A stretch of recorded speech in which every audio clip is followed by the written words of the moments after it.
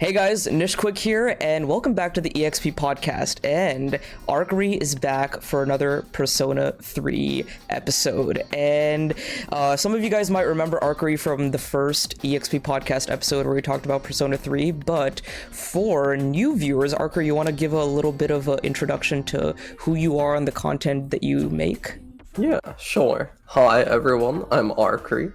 So I've been on this podcast before because I talk a lot about Persona 3 on my channel, especially now with the remake announcement, but I also talk about a lot of other stuff, like JRPGs, sometimes anime, manga, sometimes PlayStation whenever they do something cool or something stupid. Just a lot of general gaming, discussions, reviews, all of that stuff. Yeah, I'm curious to hear your thoughts if you plan to make a video about their recent subscription changes. But yeah, that is definitely a stupid thing PlayStation did. But yeah, the reason I wanted Arkry on the show today is because he got to do something really awesome. He went to Gamescom in Cologne, Germany, and got to play Persona 3 Reload. He got to actually play the game, and that's really awesome, and I want to pick his brain on that and ask him a lot of questions and just talk to him about his experience, plus his other Gamescom experiences as well. So yeah, you guys should check him out. His channel's in the description below, but without further ado, let's get started. So before we get into the whole Persona 3 stuff, how was the whole Gamescom experience? Because I'm assuming this is at least your second time, I know that. Yeah, this was my second time that I went. Okay. And it was really nice, because last year was a bit weird. I think last year was like the first time that they opened up again after COVID hit. Okay. So last time they didn't have that many games, like Nintendo wasn't there, Atlas was there, but they just had Soul Hackers, which is already released. So it was a bit weird last year, but this year was really, really nice. There was a lot of stuff I wanted to play, because last year I only went 2 days as well, but this year we had like 3 days. We had a whole list of these are the things we want to play. Of course, Friday, the first thing that we did was went to Persona 3, because they said that they had limited merch, so we wanted to be there first. And you guys got all of it, right? You guys got all the pins and all the keychains and all that. Yeah, normally you'd get like one per person, but they interviewed like one of my friends, Henalty, one of your friends as well, and they gave him the full set. They were like, yo, we're gonna interview you, and it's gonna take like a minute or two, but in return you'll get the full set. Nice. And because he doesn't care about Persona 3, he was literally just standing in line because we were standing in line. So how long were like each of the lines? Like I'm sure Persona 3 and Persona 5 Tactica were the longest, but like for other things, like you guys played like Genshin, Grand Blue Fantasy, and like Star Ocean. Yeah, Star Ocean, yes. Persona was definitely the longest out of all of those lines. Like, I think it was 3 hours, but the line was full. And then there was just a group of people forming at like the starting of the line, and the employees were constantly like, well, you can't just stand here, just go away and come back in an hour and then they'll be placed again. But everyone was just like standing there. It was like a line for the line. So I think we stood in that line for like half an hour, maybe an hour, and then once we got in, it was like 3 hours. But that was the longest one, because some other stuff like Star Ocean literally had 2 people. That's so sad. Yeah, especially because a lot of people, it was at the Nintendo booth, and a lot of people came in line, and I just heard them say, oh, this is Nintendo. What do they have? What line is this? Oh, Star Ocean. I don't know what this is. And then they just left again. Oh, so sad. Yeah. It was like that with a lot of stuff. Like, Grand Blue Fantasy also had like 5 people, I think. Oh, really? That's much less than I thought. But that's cool. You guys yeah, they had a really big booth, but I don't know, there was no one there. Because that's a pretty hype game, but I will admit, I didn't really know much about Grand Blue Fantasy until this year, and I wasn't really hooked on it until this recent Gamescom trailer. But yeah, but outside of Persona 5 Tactica and Persona 3 Reload, what was your favorite demo at Gamescom, you would say? Definitely Grand Blue Fantasy. That was really good. That game was really awesome. Yeah, because like you said, I wasn't following it at all, and then the Gamescom trailer looked really cool, and that did make me interested. I wanted to know more about it, and then I saw that the booth was there, and they had like 5 people, so I was like, of course I'm gonna play this. And the demo was really, really good. Yeah, nice. It was just, it looked beautiful, the music was amazing, and the combat flowed really well as well.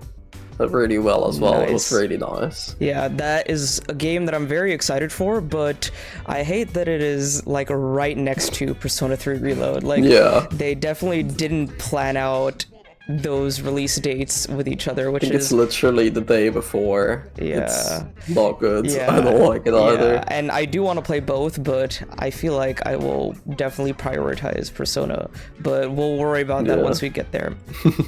Before we talk about your experience with Reload, I want to talk a little bit about the trailer that we got before all the Gamescom stuff. I don't even think it was at opening night live. I think it was even before that, was it? I think so. Yeah, they tweeted before, and they were like, we're gonna release a trailer in 24 hours. Oh, so they released. Yeah, they tweeted it the morning of opening night live, and then they released a trailer after in Europe. Yeah, did that coincide with the full moon cycle that they were doing?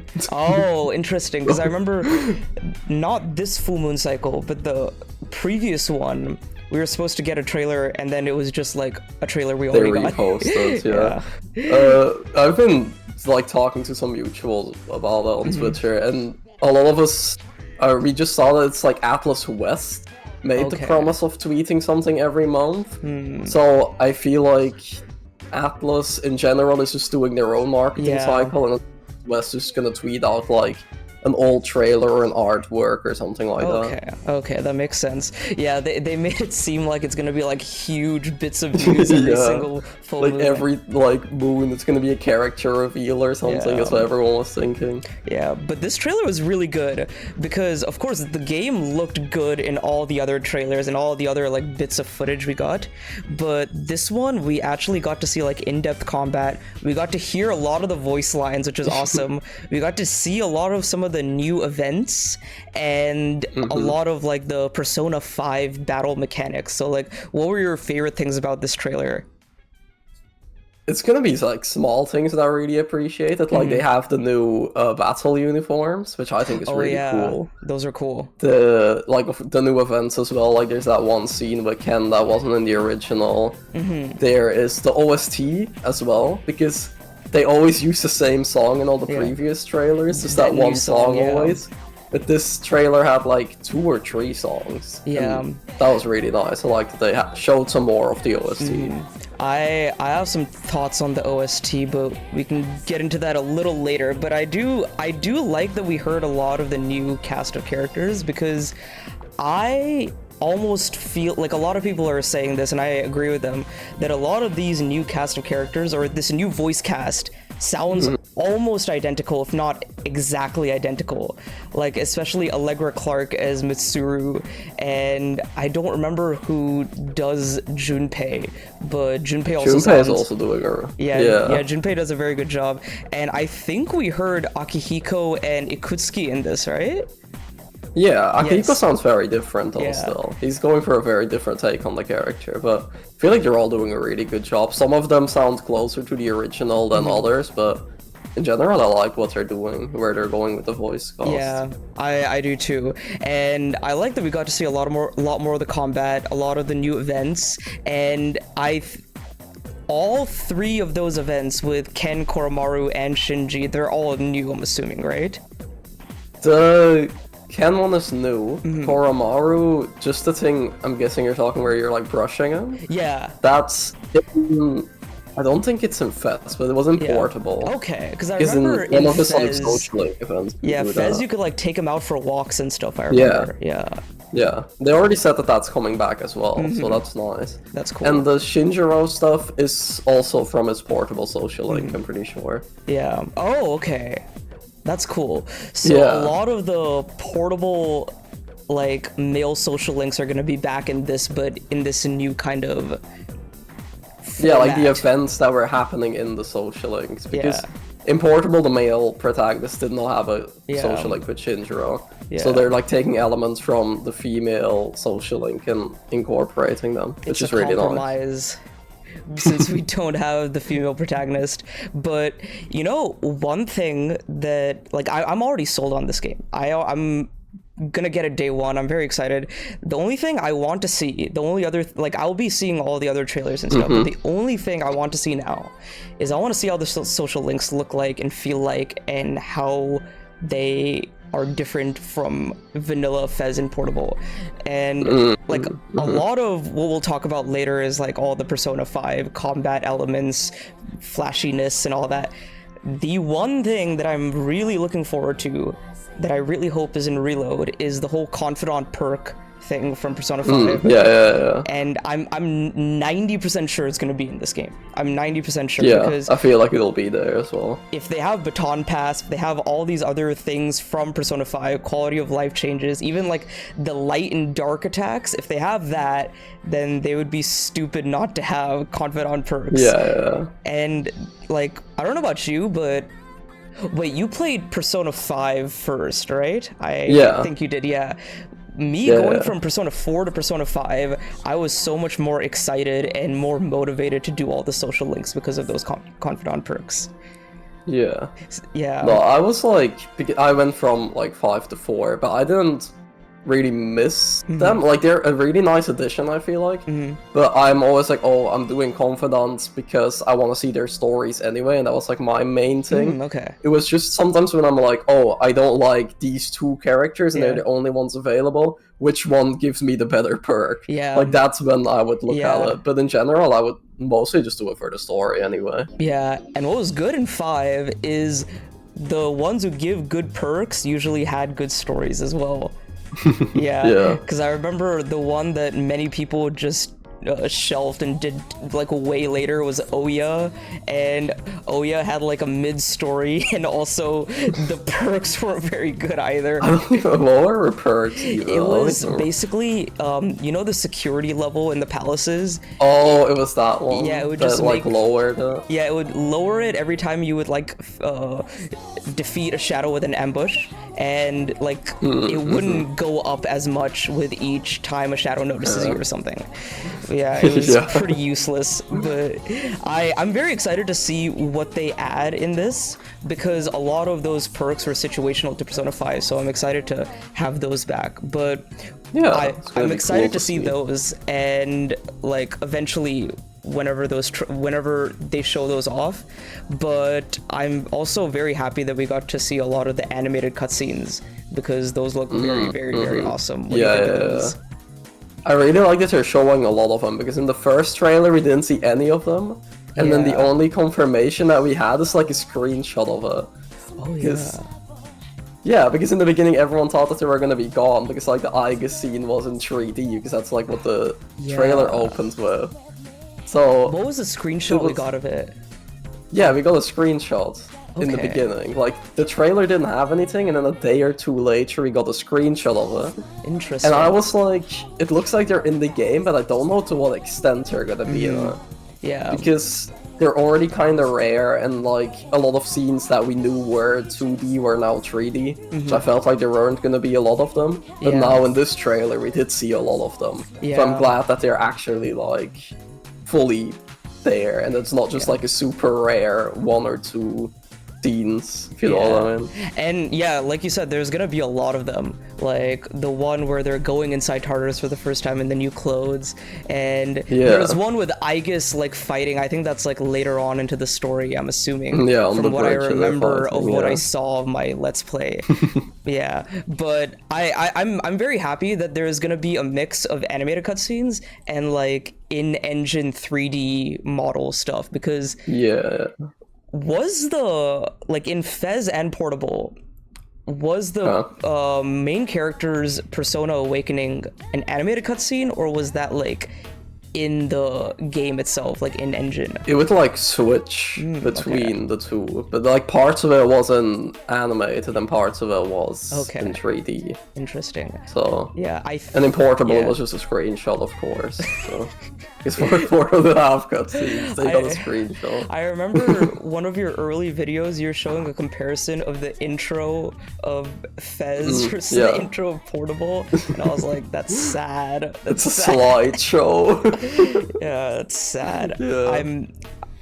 Yeah, I'm glad in that way we're getting the best of both worlds, and in some ways this is the definitive Persona 3 experience, I think. Yeah, definitely. In terms of content, it also kind of is, but some things are not there. Yeah, but well, I feel like the more that we're seeing from it, the more I'm like, this is just a definitive edition. yeah, Like, I don't see them doing a, like, re-release again with the female protagonist. Yeah. It's what some people are saying. At most, answer DLC, but I feel like this is, like, definitive. Yeah, and someone was saying in my comments, they were like, oh, I wouldn't mind if they did, like, post-content DLC with the answer and FemC.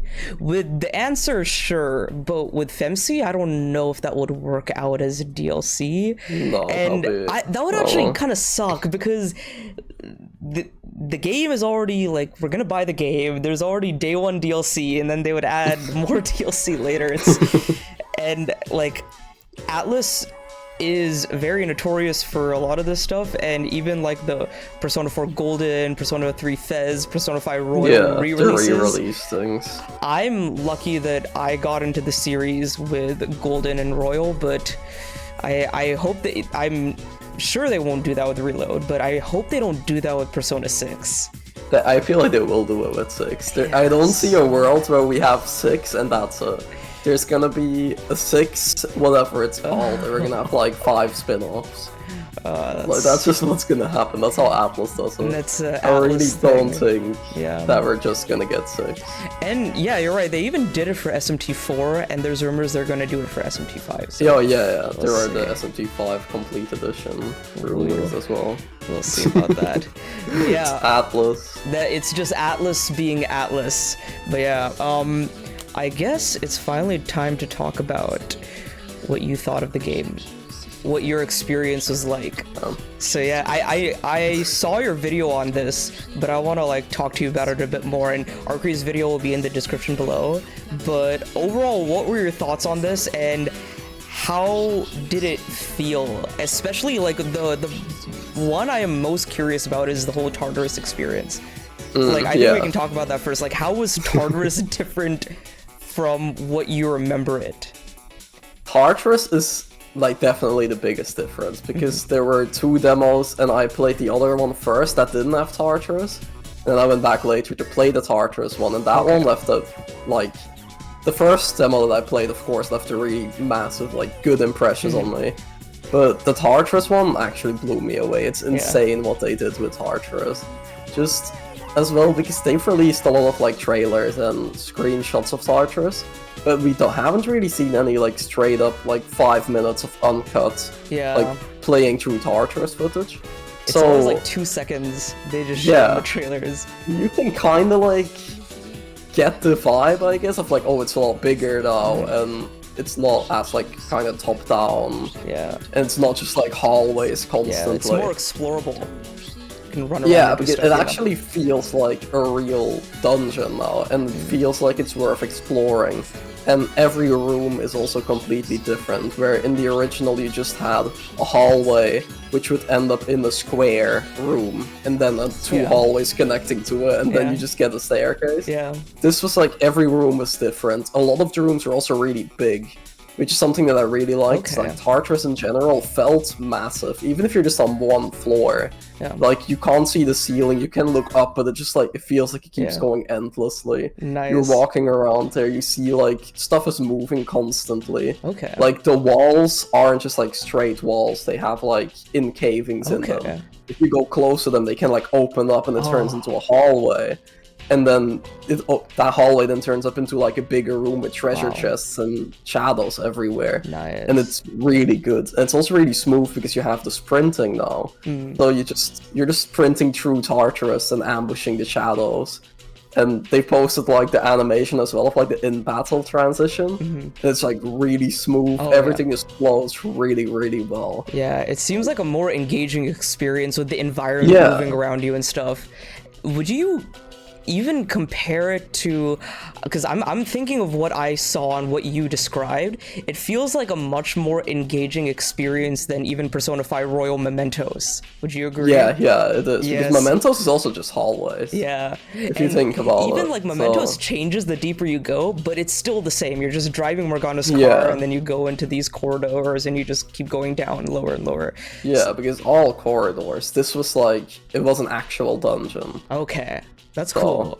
And like I was thinking, I was like, Tartarus is like the one thing that's holding me back, or I guess was the whole thing, one thing holding me back from playing Fez or Vanilla or Portable or anything. And I was like, oh, if they bring Tartarus back, they need to like really change it up. I would like it if it's more engaging and stuff. And I was like, even you were saying, Tartarus needs to be in Persona 3. They can't like cut it out. They can't completely eliminate it. They can't make it like Persona 5's palaces.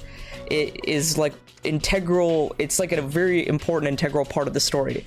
But I think what you're describing is going to make it a lot more fun to do and just go in there. Because like a lot of times I feel like even the Let's Play that I was watching, it was Johnny Awesome, and he was like, okay guys, it's time to go back to Tartarus. I'm sorry, it's another Tartarus episode. And it didn't sound very exciting. And I was like, I don't know how this is going to be. That's immersive. That's how the characters feel as well. Yeah. They're like, we're going back to Tartarus. And like even now, like with all the things going on in there, it's going to be a lot more engaging, and I'm very excited to see how that like plays out. And we were talking about this a little bit before, but how does this game in terms of combat and the turn-based combat feel compared to Persona 5? Because a lot of things are similar. UI is similar, all-out attacks are similar, baton passes back, but I was actually watching today, I listened to a bit of Good Vibes Gaming, and they talked about their experience playing Persona 3, and one of the people was saying that with that boss that they had to fight in one of the demos, he was like, hey, it was actually difficult, like I almost lost to that boss, and it was actually like a pretty decent challenge, even though there was a lot of like Persona 5 elements that were back, and it was a lot more of a streamlined combat experience. But what was that like for you? Was it too easy, or was it like a good challenge? I think it was a good challenge, but it's really hard to say because it's like you have, I think, 15 minutes to go through Tartarus. And I did, one of my party members did die at some point in the Tartarus boss that I had to fight. So I was a bit like, oh fuck, I need to, like, Yukari died, so I had to revive her, and like, I was trying not to completely die because I didn't know what would happen to the demo then. But it's also kind of hard to say if, was it like an actual real challenge, or was it challenging because I was kind of sprinting through Tartarus? Because I did 5 floors, but I was exploring it, like of course I was running around, opening some chests and doing the destructibles. I fought a few shadows, but it's not like I really explored the first 5 floors and then did the boss. Because of course you're on a time limit and I wanted to see how much I could see. So while it was definitely more challenging than Persona 5, I don't know if I would say that the game itself is gonna be challenging, or if that was just because I was sprinting through it. Yeah, because a lot of the consensus within the fandom is that Persona 5 Royal especially, I don't know much about Vanilla, but Royal was very easy with a lot of the quality of life stuff that it added. Like Baton Pass was severely buffed, the gun changes made palaces a lot easier. And for me, it was fine, because I was like, oh, this is my...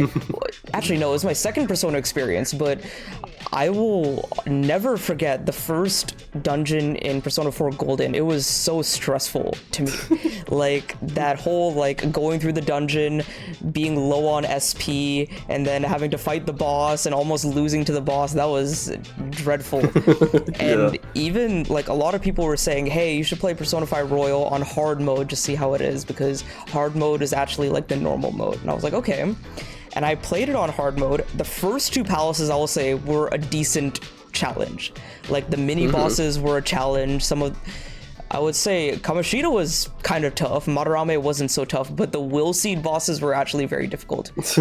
But the rest of the game I kind of steamrolled. So I'm really hoping that this game is a little more balanced in that way, because they added a lot of these concepts in Royal, and I hope they refine it in Reload and make it a little bit better. Yeah. Because especially in Royal, you had the merciless difficulty, which was like even above hard, and that was still... Most people just play on merciless and are still like, oh, this game is easy. But it's also because they added, like you said, the Baton Pass buffs, they had the Showtime attacks as well. Like, all of those are basically win buttons now. Yeah. And it's really Oh, yeah, cool if you play the too, game. Yeah. Yeah. I like it if you play the game in a way because it flows really nicely. Like, you hit a weakness, you Baton Pass, you get, like, the animation of the buff. It's all very satisfying. Yeah. And you kind of, like, get into the rhythm. But at the same time, like... it's not challenging at all, and the bosses are also just like you're steamrolling through the game. But I do think that Persona 3 is gonna find the balance, especially because the Baton Pass, or like the shift, what it is now, does not have the buffs yet. Oh, okay. I don't know if they're gonna add them later in the story or not, because the Baton Pass is also introduced as like, you do 5 floors of Tartarus, you defeat the boss, and then Mitsuru is like, yo, maybe we should try this like technique to go through battle more. So it is like actually introduced to you in the story. So I wouldn't be surprised if at another point you're like, hey, because we have like better team synergy, we can like recover some SP or whatever. Yeah. But I don't think they're gonna make it as strong as in Royal. Yeah. Or at least I really don't hope they're gonna make it as strong. Yeah. Because in Royal you would get like, I think up defense, up attack, HP restoration, SP restoration. Royal did so much. Yeah, I don't remember it being that much, and like... It's also because I never really paid attention. I was just like, oh, I'll just play darts and billiards, I'll get it up as much as I need to. And I got it as high as I needed to for the Akumaro boss. And I would constantly abuse the baton pass during the Akumaro boss. And after that, I was just like, oh, whatever, I'll like keep it because like it's nice and it's helpful. I didn't realize until like yesterday or the day before that it recovers your SP and your HP and all that stuff. I just thought it was just like oh, you're gonna get a boosted attack with this baton pass. I completely missed that. No, I think it was like if you baton pass once, you only get an attack, but if you then do like a triple baton pass, you get HP, and then if you keep it going, like the buffs kind of stack. It's like a chain, It was like that. Okay. But I personally noticed it because I just played vanilla Persona 5. So I was like, oh, this is the new stuff. Yeah. And so I was like keeping my eye out for what was new, especially. Oh, yeah. But I was also like, Royal was always fun to me, and I didn't really make a big problem out of it. But it is now, like, I uploaded my video yesterday, 2 days ago. No, yesterday. And I got a lot of comments on that as well, being like, I really hope that they don't give buffs to the Baton Pass. I saw that you got dragged into the discussion as well. I was just like, oh, my response was like, oh, just like in Persona 5 Royal, it would be nice if you could play like billiards or darts or some kind of social activity to level it up. And then everyone was like, yeah, that would be cool. And then some people were like, no, we don't want any of that in the game. It's too easy. And the simple response is just don't press L2 to do the, or whatever button it is. I mean, it's... The don't press L2 thing is like, I feel like it's in the game, so just being like don't press L2 is not really a valid reason. They should fix the game mechanics. But it's also like, Royal was fun to me. It's a cool mechanic, but I hope it is balanced, but also it is kind of like a... It's not a required thing for battle as well, so it's kind of like a thing if you're like, oh, this is too easy, it's making the battles too trivial, you can kind of do other things to make it more challenging in some ways. But yeah, I still really would love it if they have new social... not social links, but social hangouts. Like events. Kinda, like, I don't know what, like, it's just some kind of activity in the mall. Like, there is karaoke, right? Karaoke was just for social there's stats. A karaoke bar. There's a karaoke, there's the like Crane game, the arcade. There's like a cafe, there's a disco, there's like a lot of stuff in Tree that they could go and do. They just don't really do it. And I would like that because, correct me if I'm wrong, those are only used for the social stats, right? Just for social stat increases.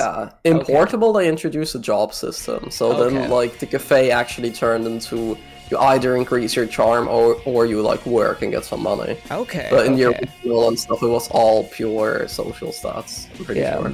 So yeah, it would be cool if you have hangouts with your friends in those places and kind of change up the environment a bit. Also, one thing I forgot to talk about is we got to see more of like the overworld, and it looks completely different in a very, very good way. So yeah, I like how that looks. And everything looks really nice. Yeah. So the second demo was the one in the subway, right? So you're just confined to that area. Yeah, you're on the like train. You're on the train tracks, and then that was like the demo that I played first, and I was like really impressed with it. But I was kind of like the game feels really slow in a way. Okay. But it's also because you're on the train tracks. You walk on the train tracks, and the cutscene triggers. You get inside of the train. And then you can't sprint on the train, of course, it's like really small. You take a few steps, a battle triggers. It was like that. It was a very, very linear section. Okay. And I heard a lot of people online also be like, Persona 3 Reload does not play very smoothly, or it's very slow and sluggish. But I feel like it's just, if you played only that demo, I completely get what you mean. But if you played the other demo, like running around in Tartarus, the combat felt really smooth. Yeah. Everything was like quick, snappy.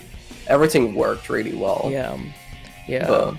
Cause that subway section seems to be a lot more scripted in a way, because there's a lot of dialogue in there as well, right? And it's just a section. In the end. Yeah, it's just a section taken from the story. So like it's a set piece event that it's like a small dungeon that's not Tartarus that you just play through. Yeah, that was probably in there, so you guys could also get like a idea of how the new characters sound like and look like and all that as well. Because there was a lot of voice acted lines in there, and so all that stuff was really nice. I really liked that demo as well. Yeah, but here's one thing I want to ask you about. What do you think about the music? Because I have some like thoughts on the music, but I want to hear what you think. You having played like all versions of Persona 3, and you've played it multiple times, so I want to know, you have that soundtrack like stuck in your head more than I do. Yeah, it's in my head. I think that the new songs are really, really good.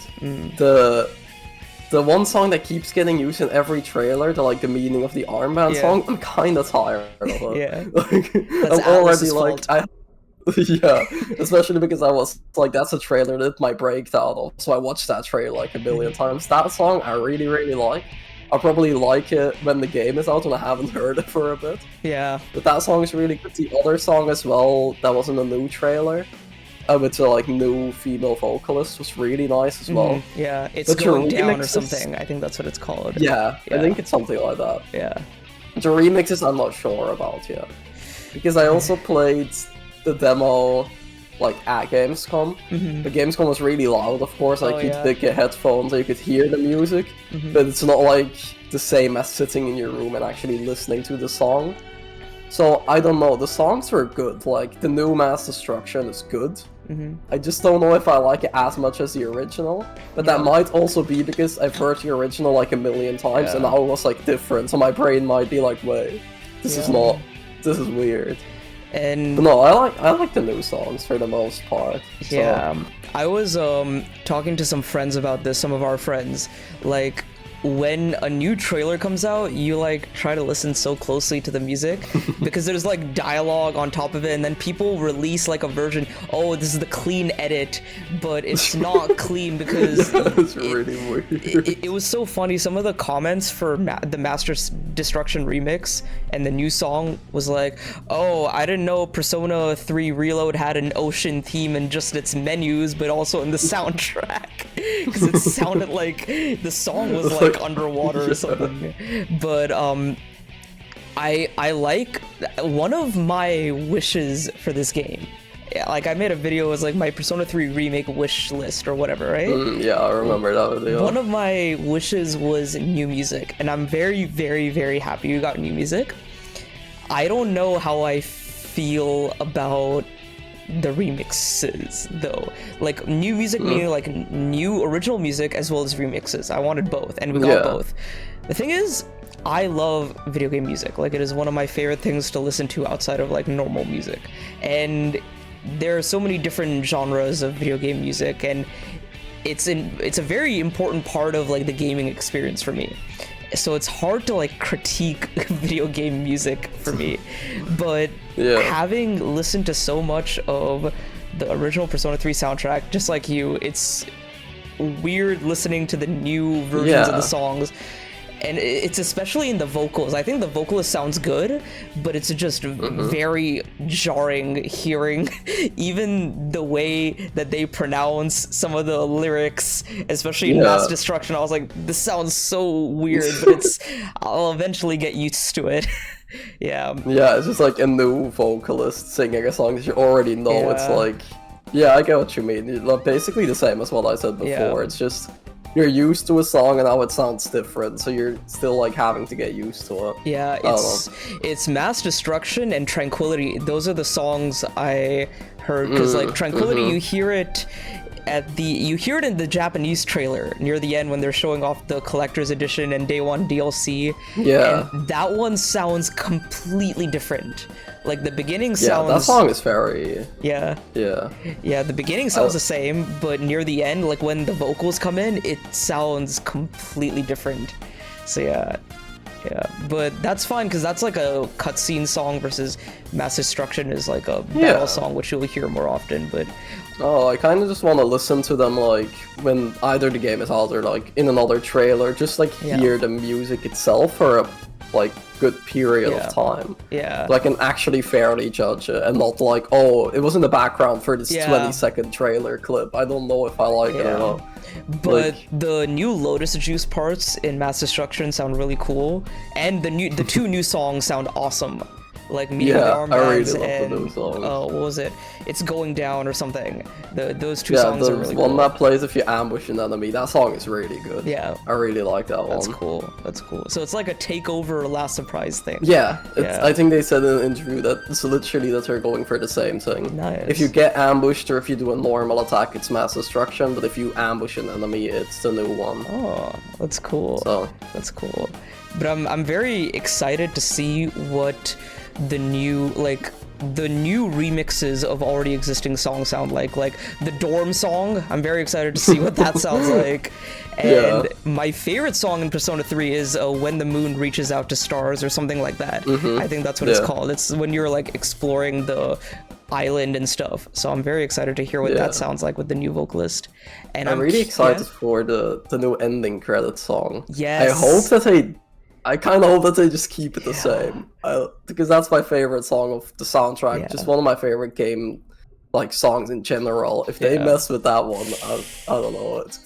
I kind of just want them to leave it. Yeah, that would be nice if they just leave that. There's some things I want to talk to you about the ending in a bit, but we'll get back to that. But I would also like it if they have an option to have like the new OST and have the original OST, because some remakes and remasters do that. Like Kingdom Hearts Final Mix did that, I think, if I remember correctly. I think Kingdom Hearts Final Mix did, and Xenoblade Definitive Edition did.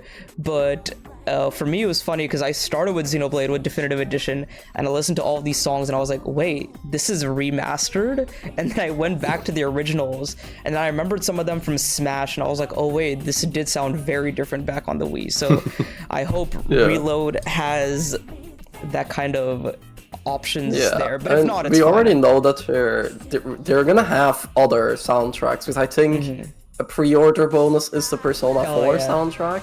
I'm pretty sure that if they're gonna have Persona 4 and Persona 5 OSTs, I feel like they'll probably have like Portable or Fest in there as well. Yeah, because I remember Strikers had everything. From what I remember playing with Strikers, it had everything. And I was listening to like some of the songs, and I was like, oh, I've never heard this song. And then I realized it was the FemC battle theme, and I was like, oh, cool. Yeah, I like it when they do that. Yeah. But what else is on the notes? Yeah, that's basically a lot of what I wanted to ask you about your experience with the game. Oh yeah, one thing I wanted to ask. what was the whole like flow and rhythm of the game like versus Persona 5? Because like Persona 5 has that kind of flashiness to it with the animations, the attacks, the menus, and then Reload is going for a very similar thing. And I remember we talked about this in the other podcast. I was a little hesitant. I was like, oh, it's doing so much Persona 5 stuff. I want it to be its own thing, but the more I see of the game, I see it as its own thing. I think now this whole flashy stuff is just an Atlas thing, because we also see it in Metaphor Fantasio. So how... Yeah, it's just very stylized, I feel like I would say, because not even flashy, really, because I don't think, like, Persona 3 Reload is very, very stylized now, and a lot more stylized than the original. But I wouldn't really call it flashy. Yeah. That's kind of what I like about it as well. Because if you look at, like, the all-out attack art, especially. Yeah. If you look at the ones from Persona 3, like the new ones, like, only the main character one is out, but the other one is, like, kind of leaked, I guess. Yeah. If you look at the Persona 5 ones, the Persona 5 ones are, like, really over the top. Yeah. There's a lot of stuff going on. They're all completely different as well, like... They don't really have that one element that's the same in all of them. While Persona 3 is just... You have the character posing, background color, the background always says mass destruction with all of them, and then it has like a little text in white. So it's a lot more consistent, it's a lot simpler and a lot cleaner. Yeah. So it's a little more minimalist, but it's still very striking visually, which I like. Yeah. Yeah, it's the same with the battle UI as well, like... It's just like a circle behind the button prompts, and a lot of people originally were like, oh, I fixed the UI, and it's like a revolver cylinder and stuff. But now, the more that I see of the UI, it does fit that it's just a very simple, it's the clean circle, the moon behind him, it's all really clean and it fits with like the rest of the game. Oh yeah.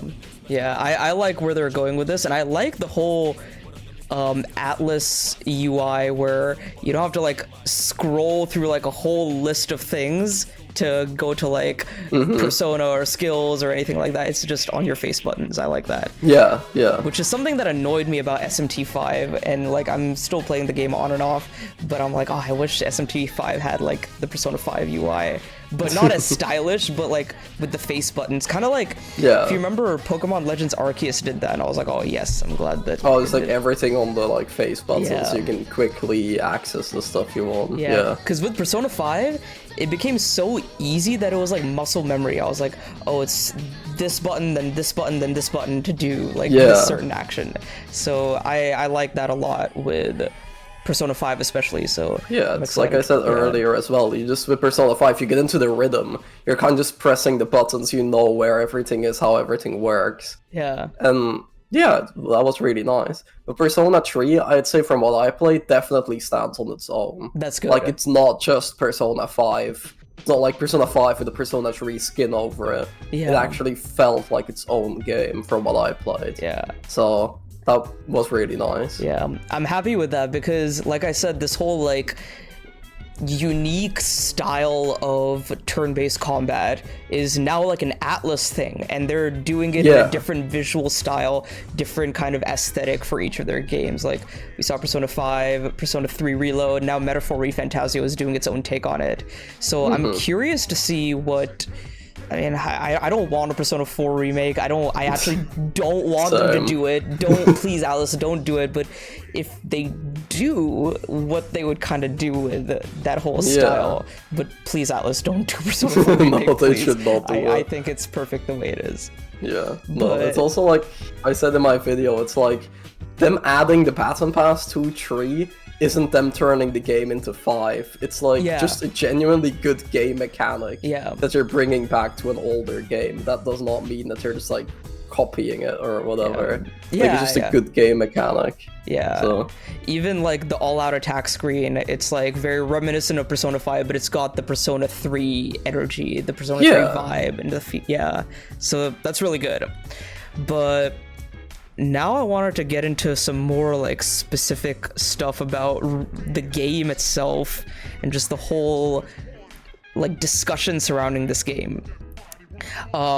We casually talked about this a bit, but I talked about it a bit in my video as well that I put out for Reload, but there's more people upset about the whole $70 situation than I thought. To me, I That's already like was like, oh, this is a like new Atlas game. It'll be $70. Because I think Soul Hackers 2 last year was. I was like, oh, this will probably be $70. I think one concerning thing, which is whatever, but like mildly like concerning, is that the PS4 version is also 70, but that's just, is it? That's what I saw on Twitter today, but that's kind of weird, but that is a bit weird because it's supposed to be, supposed to be, that's like the new thing that everyone accepted is like 70 is for next gen. Yeah. Other than Tears of the Kingdom, but that was an exception. That was just Nintendo being like, we know that you're gonna buy it anyway, so. Yeah. But yeah, what do you feel about Reload and its like status as a next-gen game in that way? I think it's fine. It's like you said, the game got announced, and I never once thought that it was gonna be 60. Yeah. It's a new game. It's 2023. Like, even if it's kind of dumb, games are now 70. Yeah. Like, I wish they were 60, but they're I've 70 kind of now. accepted it at this point. Yeah, exactly. Even it's with like, Switch 2, they're gonna have $70 games. Like, I've already accepted it at this point. Yeah. That's just how it's gonna be. Like, that's just with everything. Like, Dead Space Remake was 70, Resident Evil 4 Remake was 70, Final Fantasy 16 was 70. Every game is just 70 now. Yeah. Besides for, like, Switch games or games that are only on last gen. Yeah. Like, Switch games, I mean, like, Tears of the Kingdom was, but Pikmin wasn't. Yeah. Raincoat was the one on my mind, wasn't, like... Yeah, those Mario are Odyssey 60, wasn't, Xenoblade wasn't, a bunch of, like, Tears of the Kingdom was Nintendo's very first, and as far as we know now, only $70 release until they standardize it for the rest of whenever. But it was interesting because some people are like, oh, it's a remake, it shouldn't be 70, but I'm like, there is so much in this game. Like, the visuals are, like, this trailer, I don't know about you, but this trailer looked a lot better than the previous trailer, so that's one thing. Yeah. It's just running good, looking good, the new content is there, the quality of life changes are there, so I think this is like a new Persona release. Like a new I feel like it is Persona as release. well. Yeah. Because it's not a remaster. Like, if you look at something like Crisis Core, I guess, Crisis Core looked like a remake, but it was still, like, priced as a remaster and everything as a remaster. And I guess it's because they just one-to-one changed everything. Like, they didn't change anything. Everything was, like, one-to-one. No graphics and smoother stuff, combat. I think. Yeah.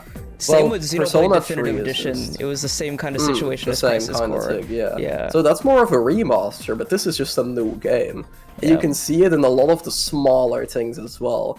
Like, just the fact, that's why I brought this up earlier as well, that they have the new, like, combat outfits on, I think is a really small thing that really shows that they went back and looked at everything. Yeah. Like, no one it's asked for them to... game, No one asked for them to give them new outfits. Like, no one, I think, even, like, said that they wanted it. But it really shows that they looked at every single thing, down to the character designs, to be like, how do we stay faithful? But also, what if we would make the game today? How would we do it? And that's just what they're doing. Yeah. So I feel like It's the really price cool. is just normal for what they're doing. Yeah. I think so too, and I completely forgot to mention the whole outfit changes, but I like it. Some people are like, oh, this looks really stupid, they look so weird wearing this new stuff, but I like the distinction between overworld outside of Tartarus and within Tartarus, so I kind of like that, even though some characters have more of like that new look than others, but I like that they all kind of look like, hey, we are C's and this is our uniform that we wear. Because like they have the budget for Aegis, which is like a combat robot thing. They have the budget for the evokers. So why are they just going into Tartarus, this life-threatening thing, in like their school uniforms? So now they actually look fit for battle. They look better suited for what they're doing. Yeah, it looks really cool, and even Koromaru has it, which is awesome. But for the Nintendo fans out there, Like, I thought that this game was going to be on Switch when, like, it was announced. I was like, oh, it's going to be like last year where they announced it at the Nintendo Direct. It's coming in the Nintendo Direct. But the more we see of this game, I don't know if this can be on the Switch. This game, there's no way that it's coming to the Switch. Yeah, like the Switch 2? Yeah, Switch 2 most probably. likely. The base Switch, no. Yeah. I just don't see it. A lot of Nintendo fans always feel like, oh, this third-party game could come, this third-party game could make it, or whatever, like, because miracle ports have happened, like Nier Automata and Doom Nier Eternal. Automata I'm surprised that game looks and plays as good as it does. Yeah. Like, and even like Doom Eternal, Witcher, but like these ports take so long to make. Like Nier Automata came out last year, and that was 5 years after the game came out. And Doom Eternal came out like many months later after it released on everything else. And so I think this could get a Nintendo release, but I would say just save it for the Switch 2. If Atlas has a dev kit, just save it for the Switch 2. I feel like the Switch 2 is also, like, I don't know when, but I feel like it's not going to be that far off.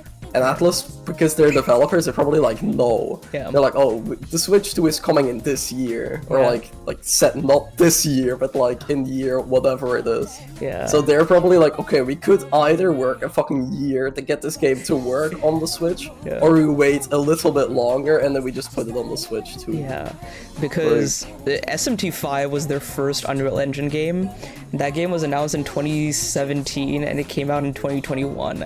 And it was like, it was big, it was massive. I think Reload has almost more stuff and more content than SMT5, so like, I'm fine playing this on PC or PS5. I might get it on Switch 2 if it comes out on Switch 2 again, because that would be cool, but I don't mind that.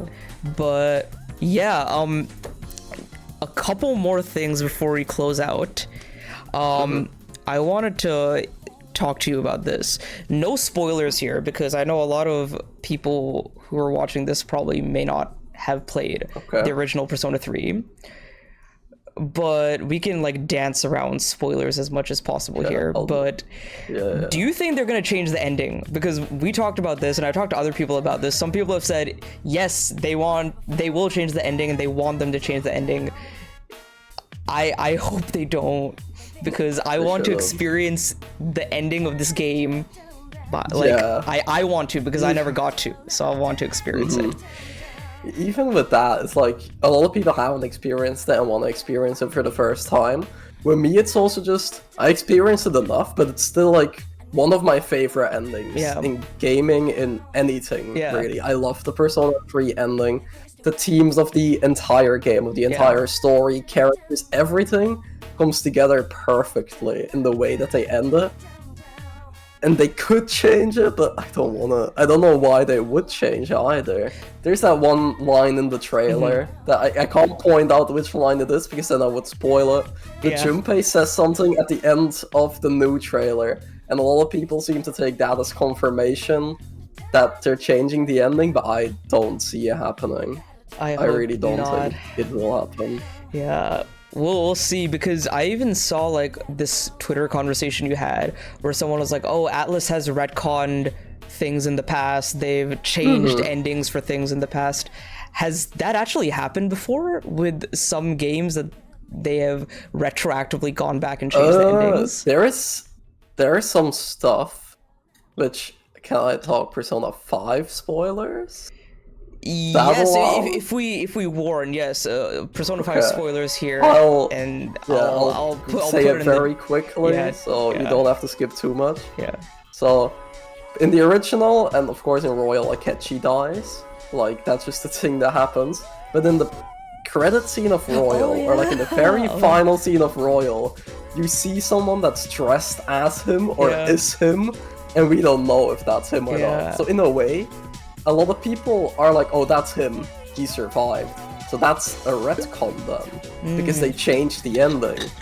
Oh yeah. But that's the only thing that comes to mind right now. And other stuff like in Persona 3 where a certain fate would happen to a certain character, but then in the female route, you can do something so that outcome is different. That's also then a retcon, I guess, but I don't think anything has been as major as just straight up changing the ending of Persona 3. Like, even the Persona 5 thing, it's not even straight up retcon, it's like hinting at it, it's like... It's not even a confirmation, maybe not. Yeah, it's like very ambiguous. Well, this... I don't think they can change it. It's too big of a change. Especially with how they're talking about, we want this to be very faithful, we want new players to play the original Persona 3, like, just the original experience, but newer. I don't think they're gonna change it, but... I really hope they don't, because, like, I'm not gonna say anything about it, but I know what happens, I've seen what happens, but I want to experience it for myself. I want to experience that whole thing for myself. And, yeah, like... If they wanted to change the ending, this is their opportunity to do so, but I hope they don't, because, like you said, they kept saying, like, this is, like, what our vision for this is to recreate the original Persona 3 experience and have it for modern audiences with all the new improvements, quality of life, and all that. So, yeah, just don't change the ending. It was an interesting talking point that people had, and it made me think, like, oh, is that why the answer isn't there? But I was like, I still hope they don't do this. Yeah, I don't think so. Because, yeah, it's like I said, it's really just the devs going, we made this game really long ago, we didn't have a lot of experience, now we have more experience with how to make Persona titles, and we want to revisit the original. They're not changing anything major, and the ending is pretty major.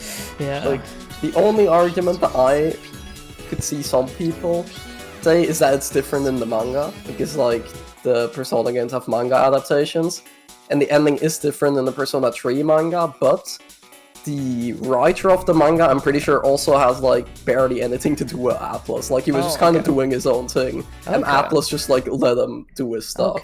So it is different there, but I feel like you can't really compare Atlus remaking their game to Atlus hiring a manga author to, like, do his thing with it. The same thing with Zelda. The Zelda manga is not canon to any of the Zelda games, because a lot of the things that happen in the Zelda manga, people have used that as kind of, oh, this lore was explained in this manga, how would that translate over to the games? And I'm like, the manga is actually not canon, because the manga does some very insanely, like, it does some really cool things, but it does some very out of canon stuff as well. Yeah, I guess it's like they're in the manga, they're in, like, their own little bubble, so the authors are, like, playing around with stuff instead of, like, actually putting it in the game and, like, changing canon and everything.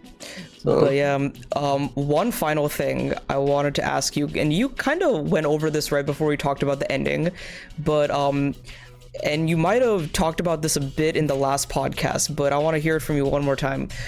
What makes Persona 3 your favorite Persona game? Because before you say that, I want to say Persona 5 is my favorite Persona game, or Persona 5 Royal, but for reasons, I would say that it doesn't have my favorite story out of the three Persona games. And if this game, if Reload has everything that I love in Persona 5, which is like the gameplay, the style, the music, the interactivity, all that, if it has that, and it has the emotional, powerful story, this could probably be my favorite Persona game of all time.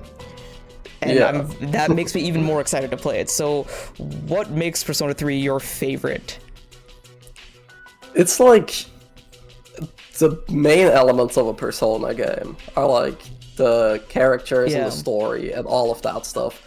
Like, of course you have the gameplay because it's a game.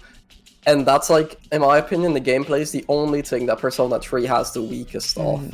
But Reload is now, of course, going to change that. But characters, I think, are the best in Persona by far. Like, I think Persona 5 has really, and 4 as well, all really good characters. I love both, like, the other Persona games. Like, I always say 3 is my favorite, but I still love 4, and I really, really love 5 as well.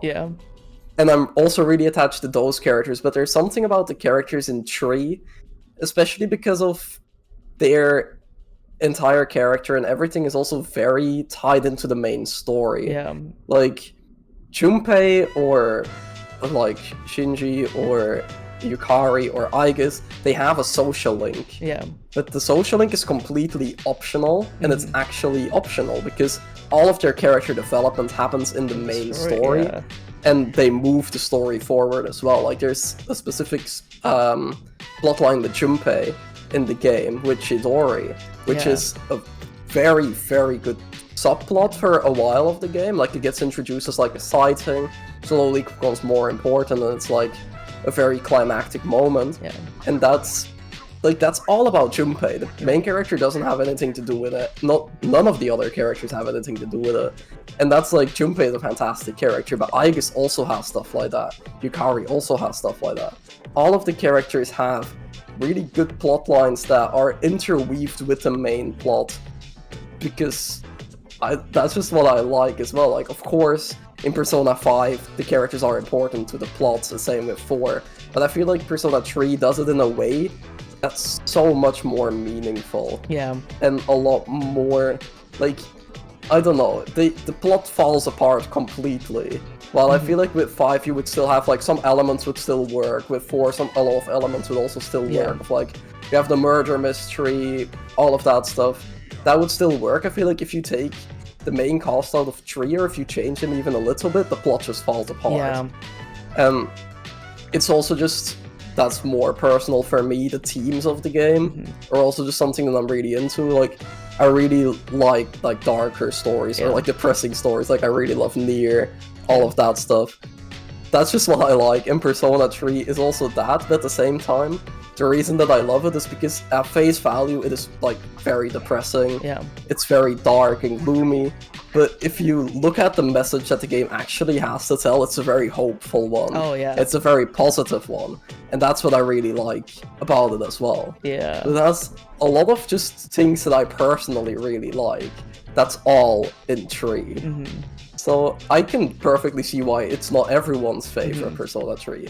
But it kind of feels like a game that was very specifically made with things that I love in the games, which is why it's so special to me. That's cool. It's like, every game, besides for 3, has a special connection to me.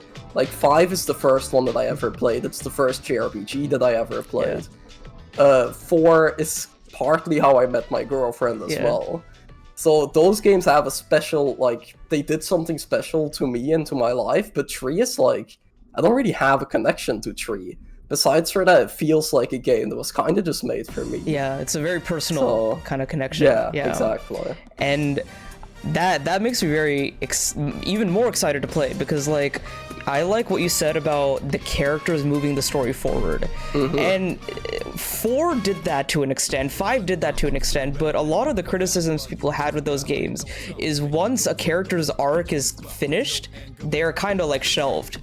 Like, Yukiko is shelved for the rest of Persona 4. Like, she's still there, but they're not as present. And even someone like Ryuji or An is not as present as other people within that particular arc in Persona 5. But maybe they are in Persona 3, or they are in Persona 3, and I'm very excited to experience that.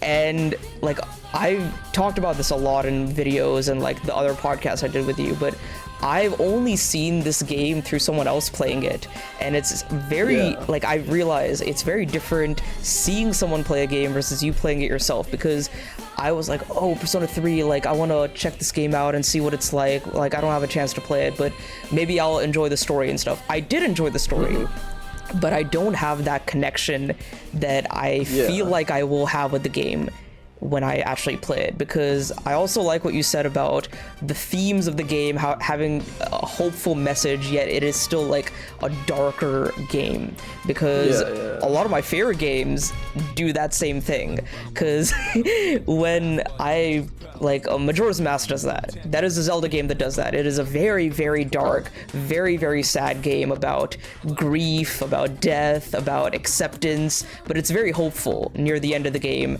especially like during the end of each of the arcs. It's a very hopeful game.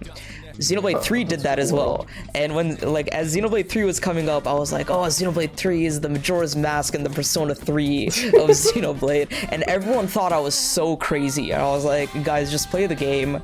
I'm onto something. And I played the game and I was like, yeah, I was right. It is the darkest Xenoblade game.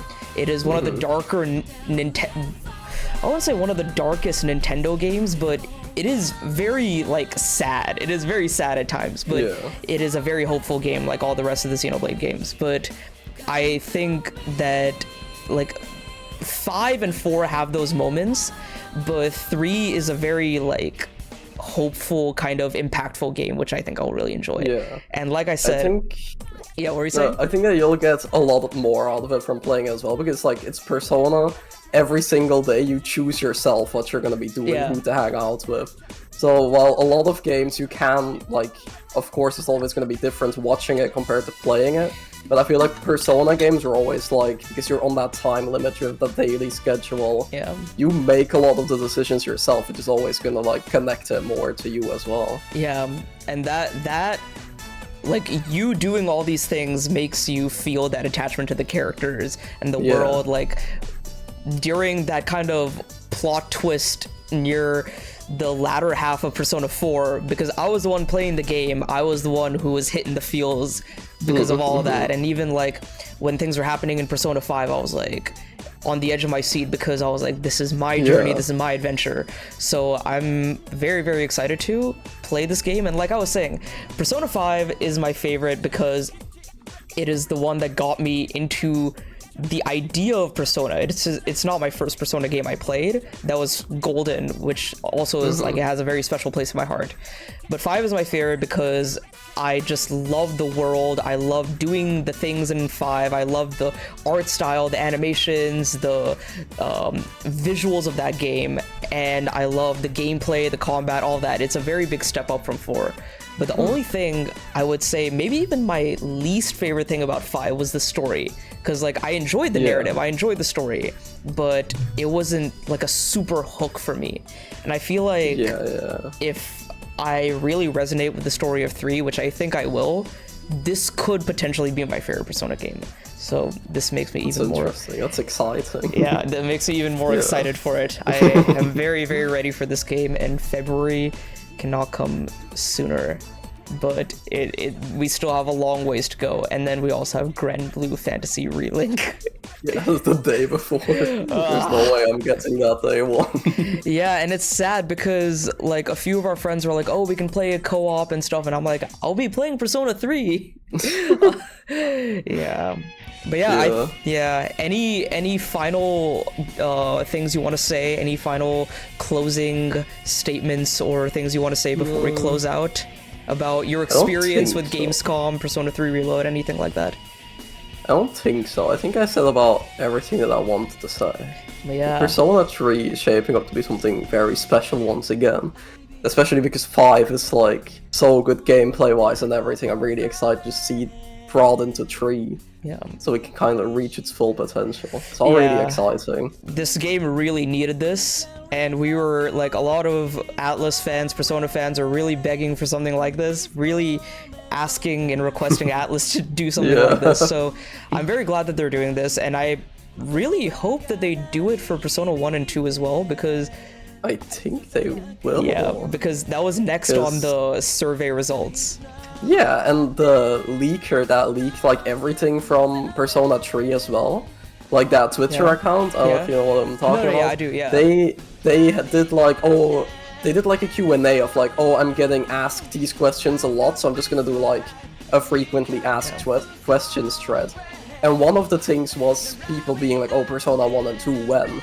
And they said that Atlus would really, really, really love to do a Persona 1 and 2 remake, but that Sega is kind of experimenting with it and waiting to see how remakes are gonna do for them. So I'm pretty sure that if 3 sells well, and if 3 is successful, that we're getting a 1 and 2 remake. Everyone buy Persona 3 Reload so we can get Persona 1 and 2. And, like, a lot of people are like, Persona 1 and 2 are so boring. Like, no, I don't care. I wanna... Like, I wanna see the reason they're boring is probably because they're old, but, like, I would love to play them. I would love to play them. Yeah. I'll probably play them at some point. I tried one like really long ago, but I couldn't get into it. But I do want to give them another try because I love 3, 4, and 5 so much, even though 1 and 2 were completely different. Probably can't even compare them. I do want to like play through them at some point. Yeah, the 2 duology looks very interesting. The characters look really cool in that one. Yeah, but 3 was the like game changer for Atlas. Like I even heard, I think Hashino was saying recently that 3 was their make or break. It was like, we gotta make this game or else Atlas is like gone. Like this game needs to be successful or else, and that's also why they took so many risks, I guess, with the new gameplay elements and everything. So yeah, I'm very happy that this is happening. It's something I have wanted, and I'm sure you have definitely wanted this for a while, and a lot of us are getting something really, really good, so I'm very excited for it. But yeah, that's gonna do it for this episode. And Arkry, you wanna tease any upcoming projects or videos of yours on your channel? Either this week or early next week, I'm gonna have a Gamescom video, kind of like what I talked about earlier, but going a bit more in depth of like every single game that I played there. Like Grand Blue, but I also played Dragon Quest, Die there, all that stuff. My next little big project is still the Xenoblade video, which I talked about in the last podcast as well. I'm still working on it. Making it as best as you can. Yes, the script is very close to being done. Nice. And I feel like as soon as the script is done, the recording, editing, it'll be out relatively soon. Exciting. I'm very excited for that. But I have a lot of small ideas as well of like a PlayStation video. I want to make a God of War video maybe for like the 1 year anniversary, something small. So I'm excited for that because I enjoyed Ragnarok a lot last year, and more One Piece videos I'm sure as well. Hopefully. Probably. Maybe like a review on the live action. I might talk about that. I wasn't planning on it, but they are changing a lot of things. Now I'm on episode 5 or 6, I think. They're changing a lot of stuff. Kind of want to talk about it, so hopefully that might happen as well. Hopefully I am complete with the Arlong Park arc in the anime before that video ever happens. We'll see. But yeah, check out Arkry's channel in the description below for all those videos and JRPG, PlayStation, Persona 3 Reload content. And yeah, thank you so much for joining again. It was a lot of fun. Well, thanks for having me on. It's always nice to be on here. Had a good time. Oh, also, Arkry has his own podcast, so be on the lookout for episodes of that. That's going to be on his channel. It's called The Jamcast. They have some really awesome stuff. Episode 0 is out already. Episode 1 should be out pretty soon because we're recording it tomorrow or the day after. So we're also working on that stuff, Exciting. But yeah, thank you once again. And yeah, this is Nishquick and Arkry signing off. Have a great day. Go play some great games today, like Persona games. They're all on every console, so play them before Reload. I'll see you guys in the next one later.